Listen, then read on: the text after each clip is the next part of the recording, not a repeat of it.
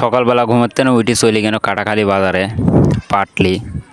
পাটের দাম মোটামুটি ভালোই চলতেছে, 4,3839 করে।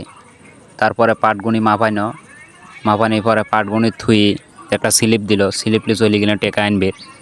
এই যে টেকা গুনতিছে, টেকা হিসাব করি গুনি, তারপরে টেকা কয়টা লি। আবার চলে যাব হইল পিস রসুনের বাজারে। এই যে রসুনের বাজার আজকে মোটামুটি আছে একরকম। গত হাটের চাইতে এই হাটে 500 টাকা 600 টাকা বেশি মন প্রতি। কারণ গত হাটে রসুন উঠছিল হইল অনেক প্রচুর পরিমাণ রসুন, কিন্তু আজকে রসুন উঠছে 4 ভাগের 1 ভাগ। সেই জন্য ব্যাপারীরা সেরম টানা হেঁচড়া করি ভ্যান গাড়ির পার অটো গাড়ির পার থেকে রসুন নিয়ে চলে যাচ্ছে। মানে খাড়ার পার বিক্রি হচ্ছে একবারে পাতলা পাতলা রসুন। তারপর চলে গেল হাঁটতে হাঁটতে পিজের বাজারে। হাই রে ভাই, কী কব, আজকে যে পিজের হাট, মানে বস্তা রাখার জায়গা নাই, এত পিজের আমদানি।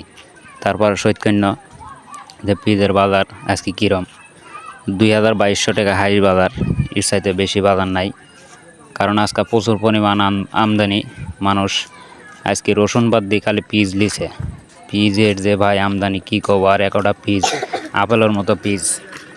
তারপরেও যে পিজের বাজার এমন কেন,